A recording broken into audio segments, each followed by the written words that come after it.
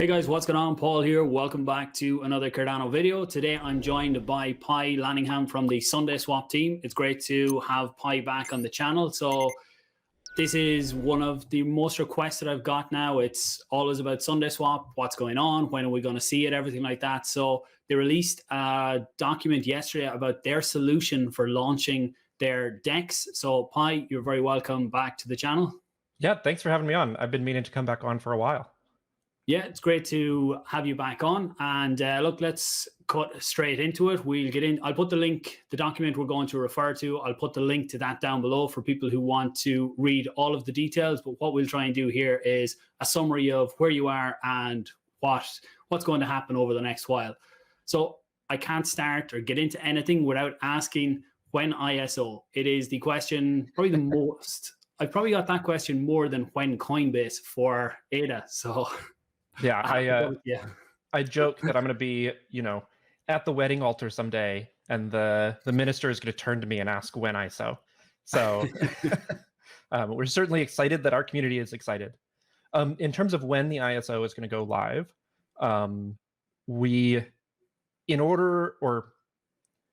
because the token is a utility token with a specific purpose in the operation of the DAO and the DEX,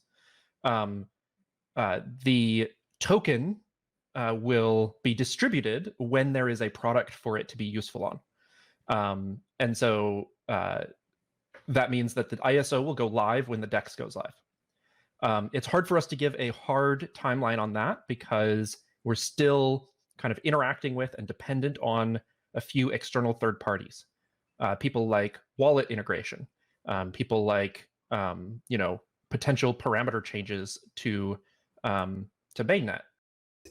That's fair, I suppose, but we're not talking months here. We're talking more weeks rather than months. Yeah. So our target, and again, no matter how many kind of caveats and pillows I wrap around this, people always take it as a hard commitment. But our estimate right now is late November. We have just handed off our code for the core smart contracts for final auditing. And so that's a process where runtime verification, kind of a highly respected audit company, reviews that code for kind of any potential security flaws. They compare it to the protocol design that we had audited earlier back in September. And they let us, they kind of sign off on, yes, this implements that design faithfully, or no, here are the ways in which it differs, and here's our recommendations on things to fix. And so they're going to do that process. It's very important to the security of the protocol and our confidence in the protocol. And then, there may be some small issues that we have to take maybe a week or so to address. And then after that, we can go live. In the interim, we plan on running a testnet. And so we'll have dates on that for you in the very near future. We're very excited about that. Great to hear that. As soon as I have the information on the testnet, I'll definitely include it in videos, and actually I will add it to the description of this as well for people who watch in the future as well. So good to hear that. I suppose now let's go back to the article. How did we get here? What has been your solution for working on Cardano? Because if you believe some people out there, DeFi DEXs will never work on Cardano. So how have you got to the stage of a working solution? Yeah, so the article we released yesterday is a description of our thought process and how we arrived at the solution that we did. And I'm happy to dive deep into that.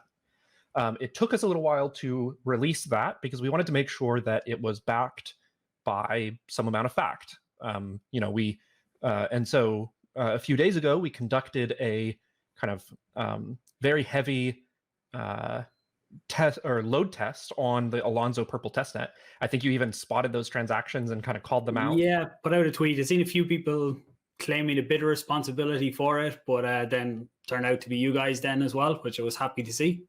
So yeah, we wanted to make sure that we could demonstrate that the solution is implemented and that it kind of achieves the throughput that we believe we'll need in the early kind of DeFi era. One thing I want to clarify is, we're excited about everybody building on Cardano. And so that article wasn't necessarily meant as a a critique or a takedown of any other protocol. We were describing options that we considered internally, and we aren't directly addressing whether the criticisms that we made do or do not apply to other protocols. We simply, it's when you're trying to communicate something to somebody, it's very useful to have road markers and like points of reference for people to connect to.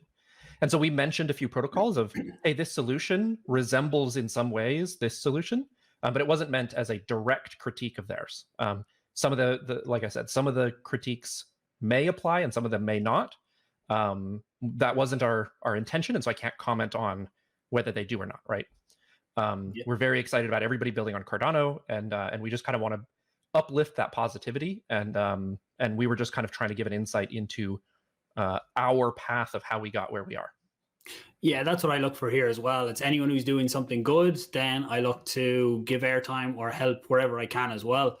So on your solution then, can you give us, I suppose, the high level of what it actually is or what it consists of? And then again, for the more detailed stuff, people can go to the article. But on a high level, how does it work for, as well on the testnet?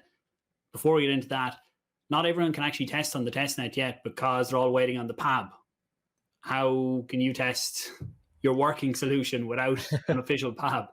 Sure. So I'll address the PAB part first because that's pretty simple, and then I'll kind of go into how our solution works.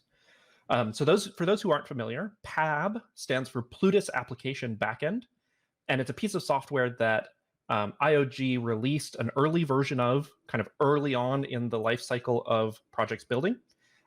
It provided an emulated blockchain environment, so it ran it all locally. It ran your contracts and checked that they were valid, and allowed you to kind of really get up to speed and quickly start developing.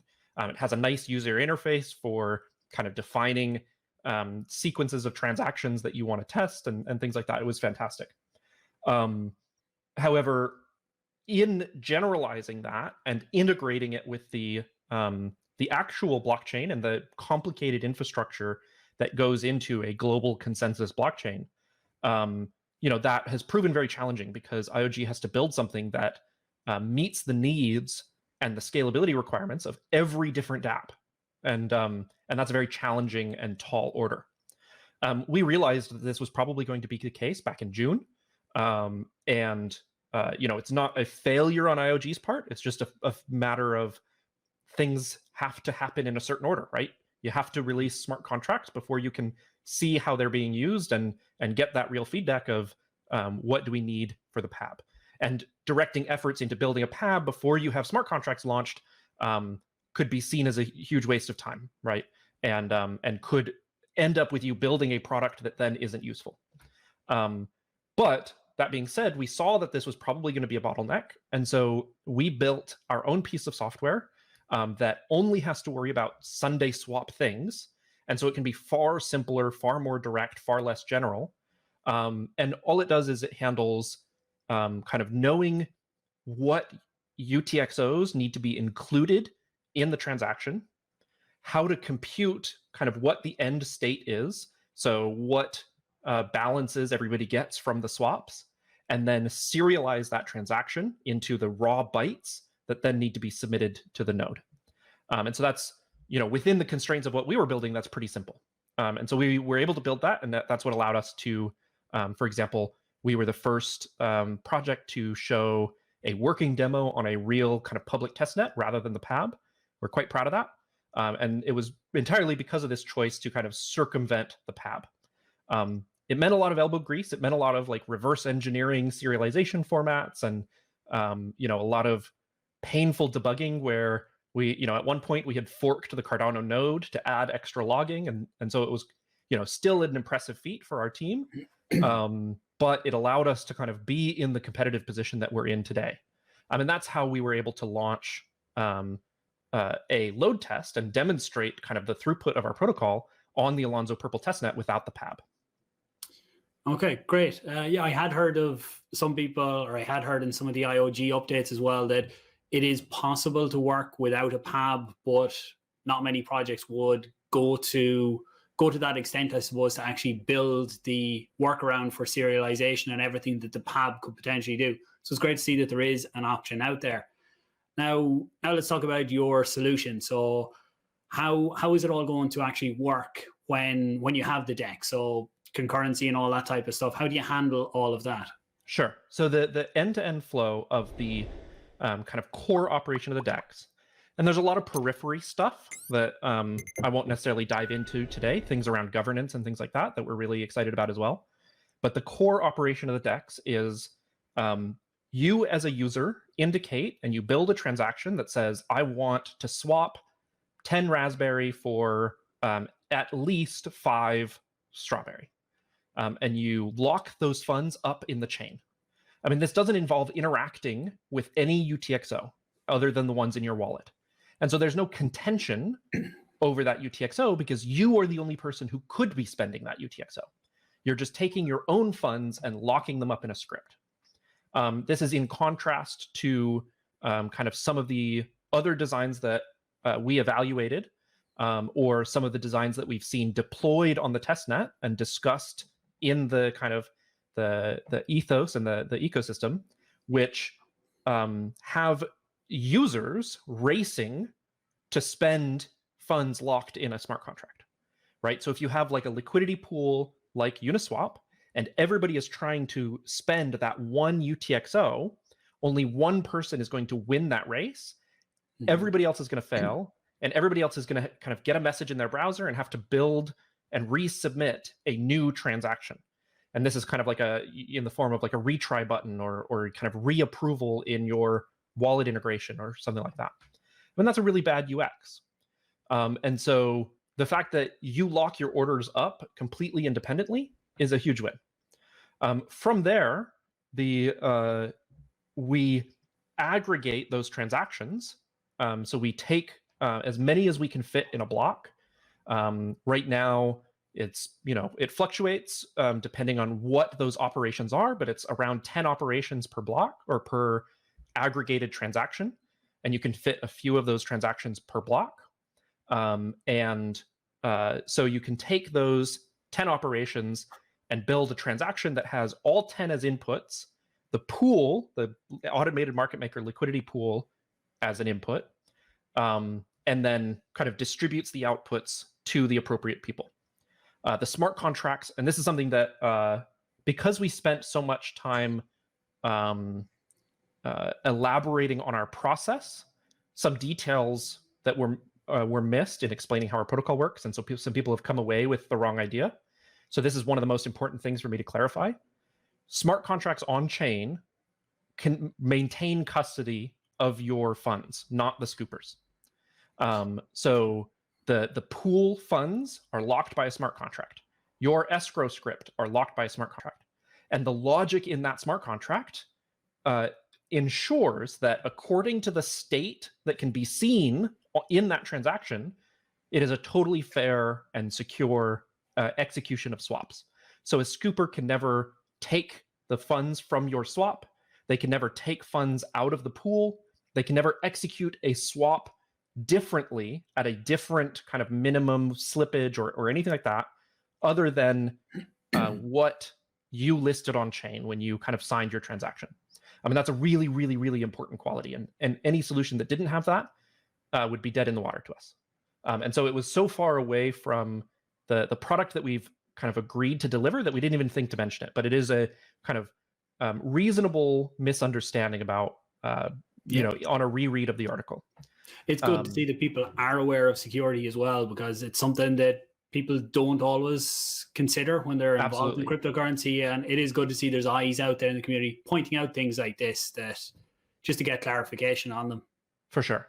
And now, as part of that swap, a small amount of ADA is set aside as a reward for the scooper.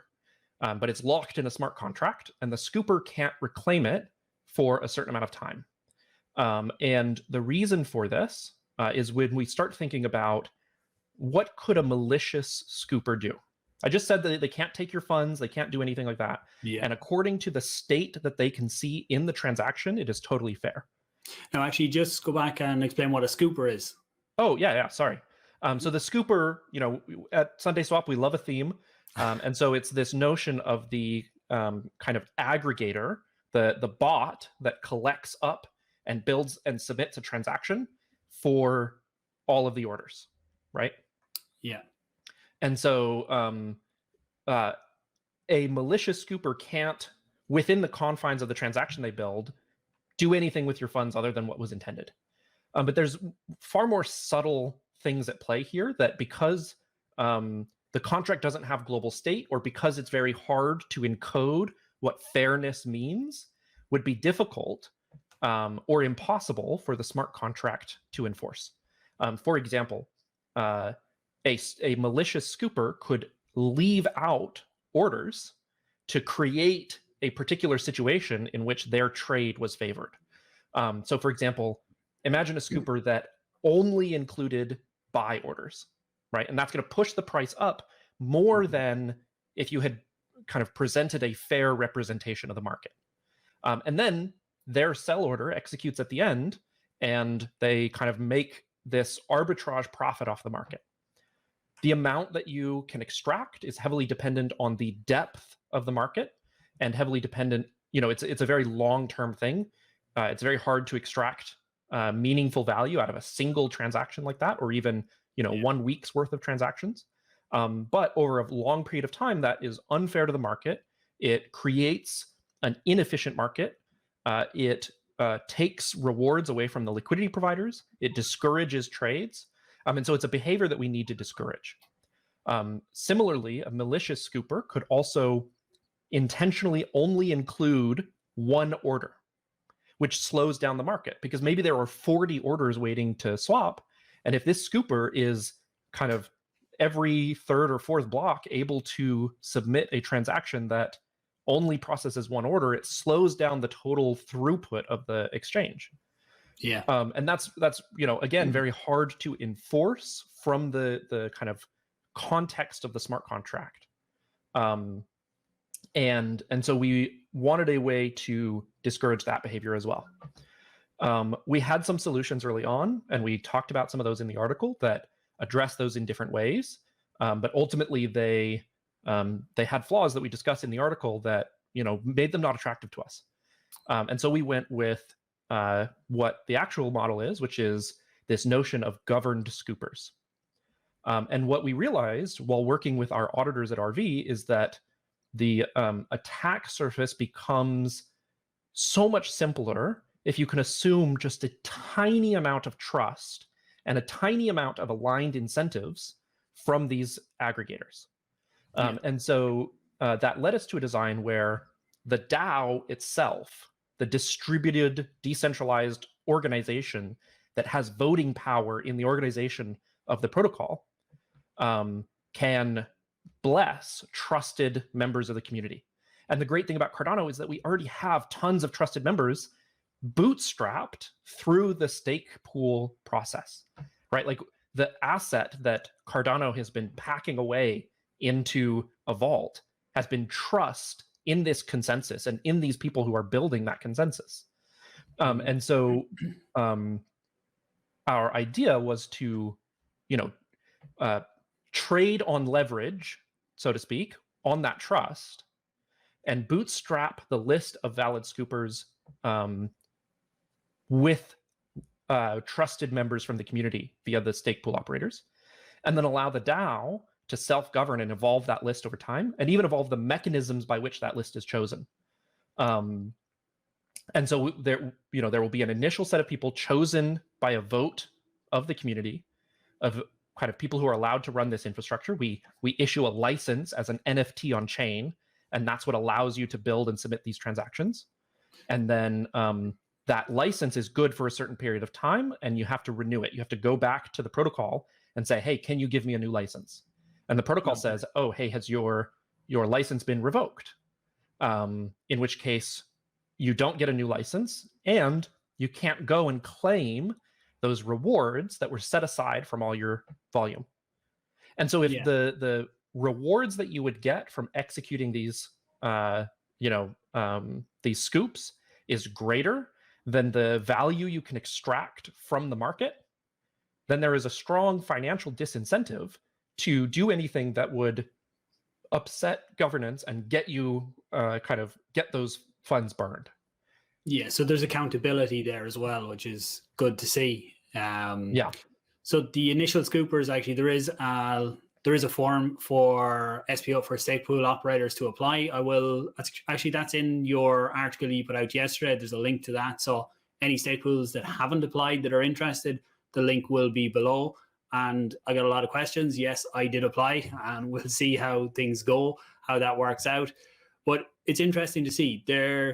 Some questions I seen was around centralization of using something like this, or how many off, I was going to say off-chain bots. They are sort of like that, but how many scoopers are you going to use to, I suppose, counteract that it's not centralized? Or even how do you decide which scooper puts the transactions forward for that particular block? Is it random, or sure? So the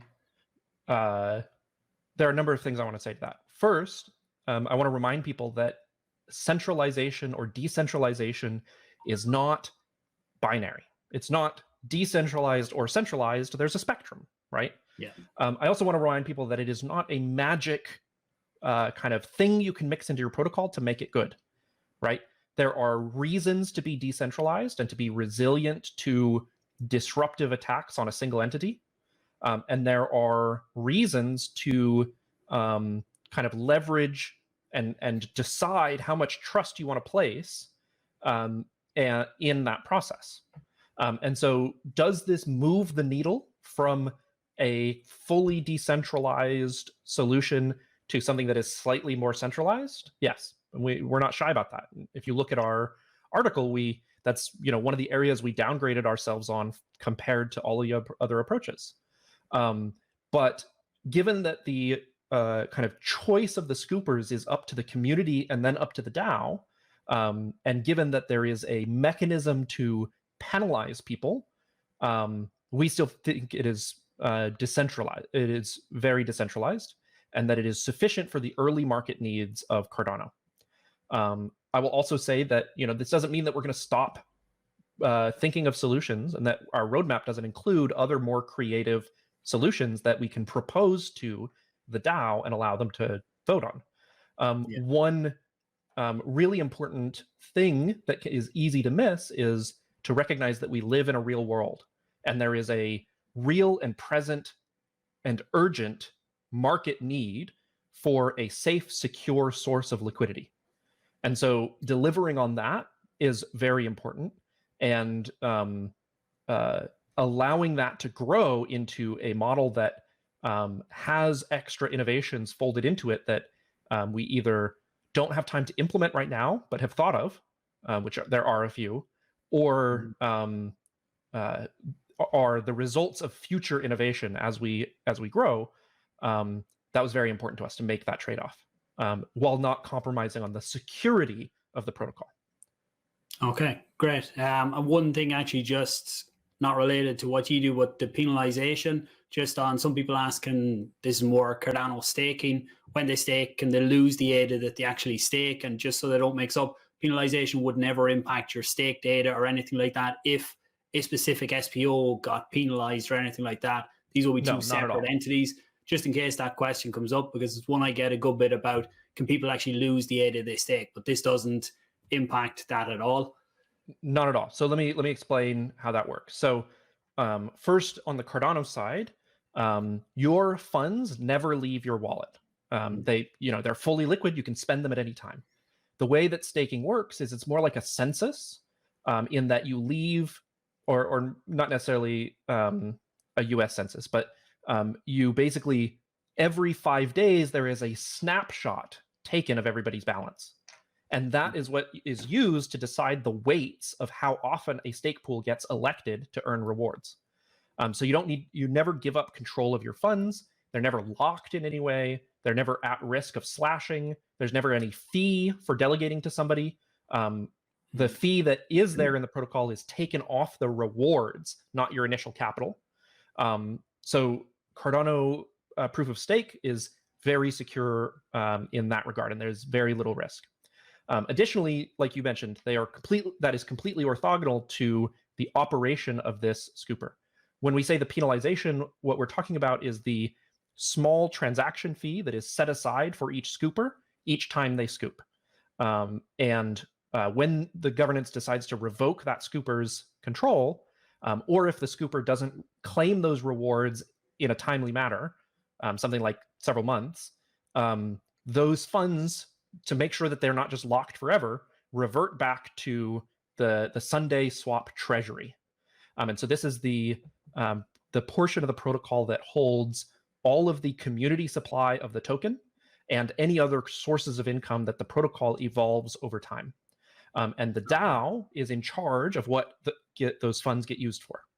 And so, over time, this accumulation of ADA from a number of different rewards will also give the DAO significant spending power in the same way that Catalyst has significant spending power to fund Cardano development.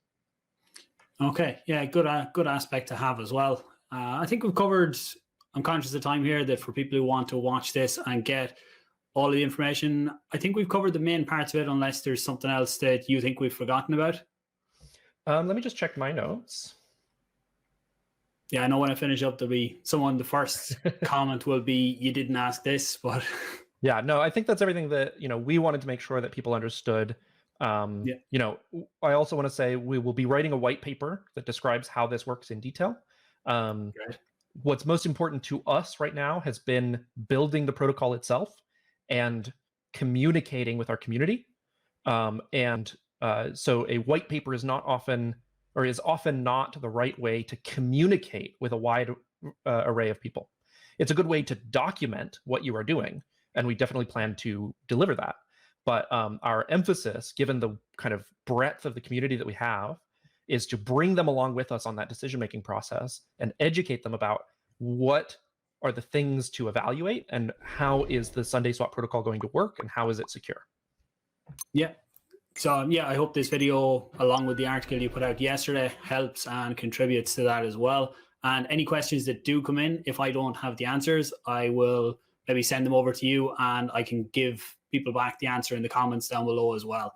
Absolutely. So, thanks very much for your time. I really do appreciate it. When we get closer to launch or after it, I will be creating tutorials all around the launch and everything like that as well, for anyone who isn't sure how this type of stuff works.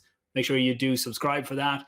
Give the video a like and share it out there if you think others can benefit from this as well. Thanks very much for watching, guys. I'll talk to you soon. Bye. Thanks very much. Thank you.